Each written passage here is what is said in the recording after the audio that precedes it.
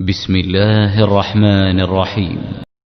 الذي خلق 7 سماوات طباقا ما ترى في خلق الرحمن من تفاوت فارجع البصر هل ترى من فطور. Assalamualaikum Sobat Muslim.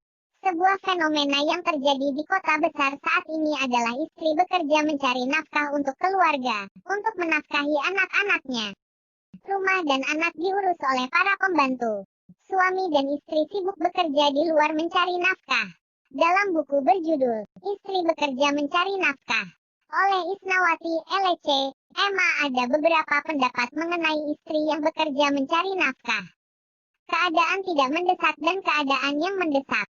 Untuk keadaan yang tidak mendesak, diartikan dengan istri yang turut bekerja, padahal keuangan keluarga dalam situasi stabil dan suaminya mampu memenuhi kebutuhan rumah tangga. Dengan keadaan yang demikian, beberapa ulama berpendapat tidak seharusnya istri bekerja mencari nafkah. Kewajiban menafkahi istri anak-anak mereka dari yang kecil hingga yang besar adalah murni tanggung jawab dan kewajiban suami. Ini pendapat dari para jumhur ulama fikih dengan berlandaskan beberapa dalil baik dari Al-Quran maupun Sunnah Rasulullah. أسكنوهن من حيث سكنتم من وجدكم ولا تضاروهن لتضيقوا عليهن وإن كن أولات حمل فأنفقوا عليهن حتى يضعن حملهن فإن أرضعن لكم فآتوهن أجورهن وأتمروا بينكم بمعروف وإن تعاسرتم فسترضع له أخرى. Sedangkan untuk keadaan mendesak ada beberapa pendapat. Seorang ibu wajib menafkahi anak-anaknya jika ayahnya tidak ada atau suami dalam keadaan susah. Pendapat ini dari mayoritas ulama fikih seperti ulama mazhab Hanafi, mazhab Asy Syafi'i, mazhab Imam Ahmad dan juga Ibnu Al-Mawas dari mazhab Maliki.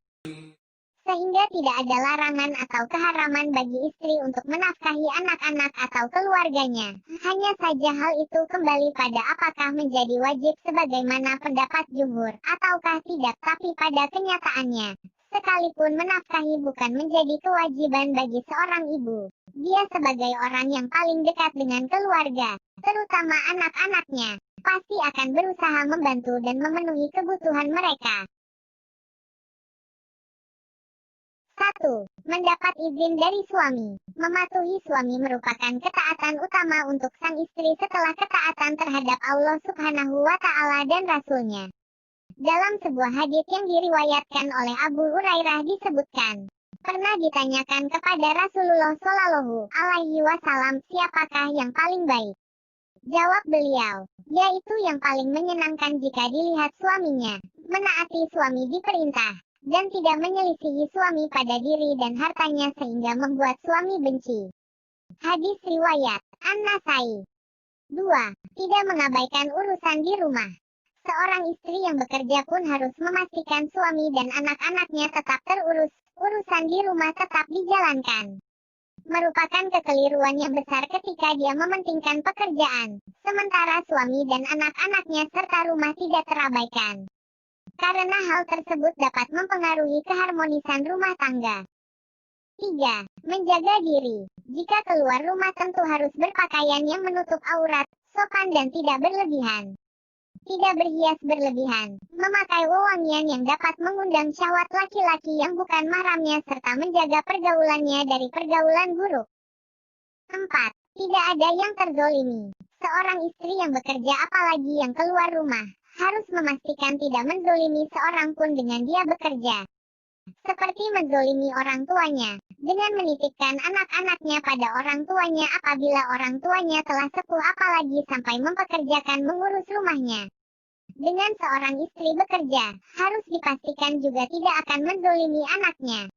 Misalnya sang anak masih bayi, hanya bisa menyusu dari ibunya. Maka jika dia bekerja, sang ibu harus memenuhi ASI anaknya terpenuhi. Sekian penjelasan dari Zima. Sampai di sini dulu Sobat Muslim, sampai berjumpa di video selanjutnya.